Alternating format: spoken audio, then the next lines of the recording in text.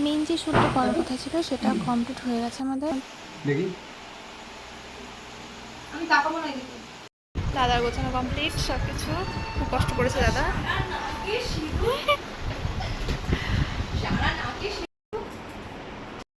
সামান্য একটু আয়োজন করা হয়েছিল ওদের জন্য, রাত্রেবেলা ওরা ডিনার করে নিয়েছে। ওর মধ্যে অভিমান চলছে বড়দি।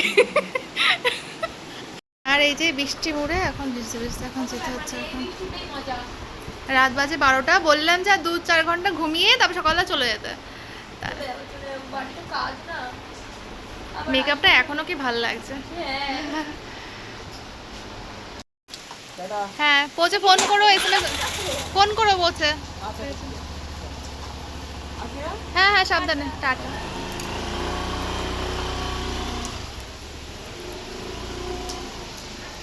হ্যাঁ সাবধানে এসো।